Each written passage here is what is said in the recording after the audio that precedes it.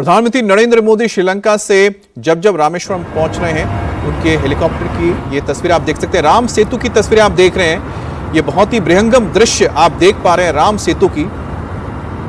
और यहां प्रधानमंत्री मोदी हेलीकॉप्टर के जरिए रामेश्वरम पहुंच रहे हैं। धनुषकोडी होते हुए रामेश्वरम पहुंचेंगे और ठीक उससे पहले प्रधानमंत्री मोदी हेलीकॉप्टर के जरिए इस वक्त राम सेतु को पार करते हुए नजर आ रहे हैं। नीचे आपको जो सफेद लहरें दिख रही हैं वो वहाँ पर छोटे छोटे जो वहाँ पर द्वीप है उससे टकराती हुई हैं। और ये जो पूरा का पूरा इलाका है जिसे मन्नार की खाड़ी भी कहा जाता है, यहाँ पर राम सेतु है और यहाँ पर पानी बहुत ही कम है, उथला हुआ पानी है। और जब यहाँ पर ज्वार और भाटा का वक्त होता है, समय आता है जब भाटा यानी पानी उतरता है, तो यहाँ पर ये जो द्वीप है सामने निकल कर आते हैं। और उसी से समझ में आता है कि ये हज़ारों साल पहले यहाँ पर वानर सेना ने इस सेतु का निर्माण किया था, जिसे राम सेतु कहा जाता है। और इसको लेकर कई शोध भी हुए हैं और ख़ास तौर पे जो पश्चिम के देशों में शोध हुए उसमें बताया गया है कि यहाँ पर जो पत्थर मिले, चट्टान मिले हैं, जिनका इस्तेमाल किया गया था राम सेतु बनाने के लिए, उनका इसके आसपास के इलाके से कोई भी लेना देना नहीं है, कहीं बाहर से लाके ही इनको यहाँ पर रखा गया है। तो इसी तरह से कई शोध हुए हैं जिसको लेकर लगातार अभी भी रिसर्च जारी है। लेकिन ये बहुत ही खूबसूरत तस्वीरें आप देख रहे हैं इस वक्त राम सेतु की, जिसका जिक्र हम लगातार आपके सामने कर रहे हैं। प्रधानमंत्री मोदी को भी आप देख सकते हैं जो इस वायुसेना के हेलीकॉप्टर में सवार होकर रामेश्वरम की ओर बढ़ रहे हैं और राम सेतु के दर्शन करते हुए आगे जा रहे हैं। और जैसा कि हम बता रहे हैं कि धनुषकोडी तक आप सीधे ट्रेन के जरिए पहुंच सकते हैं, क्योंकि पम्बन रेल ब्रिज जो नया तैयार हुआ है, अब उसके जरिए जो भारत है, शेष भारत रामेश्वरम के इस द्वीप से भी जुड़ गया है। और धनुषकोडी जहां पर कि भारत की सीमा समाप्त हो जाती है, एक तरह से ज़मीन समाप्त यहाँ पर हो जाती है, और वहीं से ही राम सेतु आगे दिखता है जो सीधे आपको मौजूदा दौर के श्रीलंका और रामायण काल के लंका के बीच का एक तरह से रिश्ता है, एक जोड़ता है।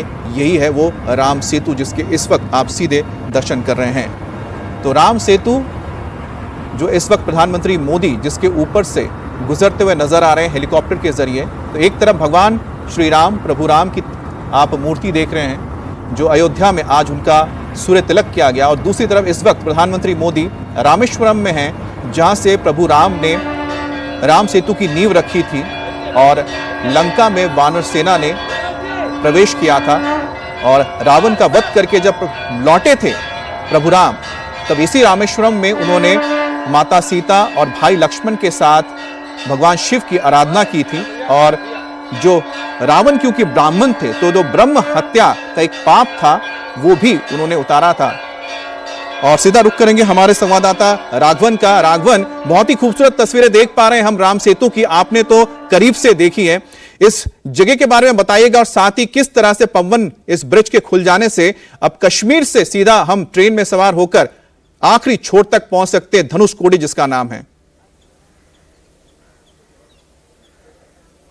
जी बिल्कुल, देखिए अमित, अगर हम ये बताएं कि श्रीलंका से रामेश्वरम पहुंचने के बीच में कई सारे छोटे छोटे द्वीप हैं, जिनमें से 5 द्वीप जो हैं वो भारत के नियंत्रण में हैं और बाकी श्रीलंका के नियंत्रण में। जो आइलैंड नंबर 5 है, वहां से राम सेतु के बारे में कहा जाता है कि उस पुल का बनना शुरू हुआ था। उस वक्त की इंजीनियरिंग मिसाल को देखिए, उस वक्त जो प्रभु राम की सेना थी उन्होंने ऐसे एक पाथ को चुना जहाँ पर जो वाटर है वो ज़्यादा रफ नहीं हो और जो गहराई है उसकी पानी की ज़्यादा नहीं हो। इसीलिए जब प्रधानमंत्री नरेंद्र मोदी श्रीलंका से हेलीकॉप्टर के जरिए इंडिया पहुंच रहे थे, उस वक्त ये सारी जो तमाम आइलैंड हैं वो हवा से उन्होंने एरियल व्यू उसका किया और उन्होंने ये लिखा है अपने सोशल मीडिया पोस्ट पर कि उन्होंने राम सेतु के दर्शन किए हैं। और यही वजह है कि हमें जब हम धनुषकोडी उस आखिरी छोर पर पहुंचते हैं रोड पार के, वहां से ये सारे आइलैंड जो हैं वो कुछ दूरी तक नजर आते हैं और उसके बाद फिर इंटरनेशनल मैरीटाइम वाटर जो है वो लेवल शुरू हो जाता है। तो ये जो तस्वीरें प्रधानमंत्री ने वीडियो जो पोस्ट किया है उससे ये साफ संदेश देने की कोशिश है कि उन्होंने उस वक्त राम सेतु के दर्शन किए हैं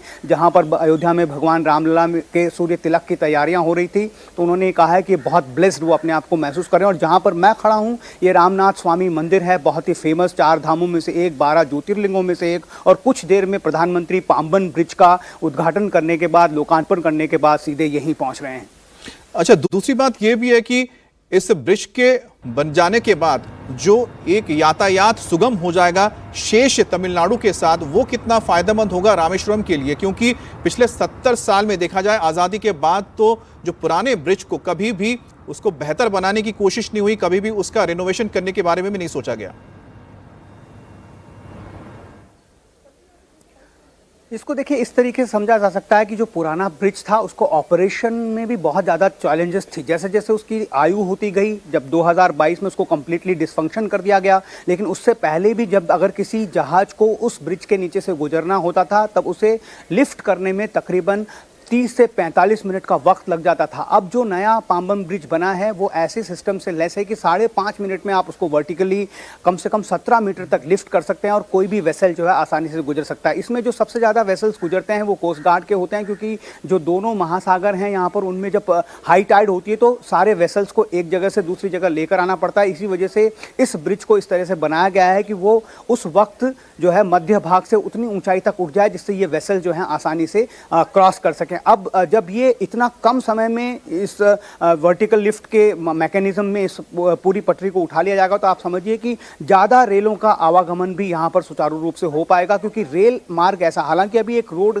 मार्ग है, एक पुल के जरिए लोग जब मंडपम तक सस्पेंडेड ऑपरेशंस थे तब रोड के जरिए लोग जो हैं श्रद्धालु रामेश्वरम तक पहुँचते थे, लेकिन वो बहुत ज़्यादा कॉस्ट इन्वॉल्व उसमें होती थी। भारतीय रेलवे जैसा सब जानते हैं कि सबसे सस्ता आवागमन का साधन है। ऐसे में अब जब ये पाम्बन ब्रिज 2 से आज जब रामेश्वरम से तांबरम और ज्यादा सुगम हुआ है, और आप जैसे कह रहे हैं कि हम कह सकते हैं कि जेब पर भी कम ही भार पड़ेगा, क्योंकि रेलवे के जरिए अब सीधे लोग तमिलनाडु के इस बहुत ही खूबसूरत इलाके रामेश्वरम तक फिर से एक बार पहुंच पाएंगे, जिसकी तस्वीरें इस वक्त आप देख रहे हैं। प्रधानमंत्री मोदी आज इसी पम्बन रेलवे ब्रिज को देश को समर्पित करेंगे।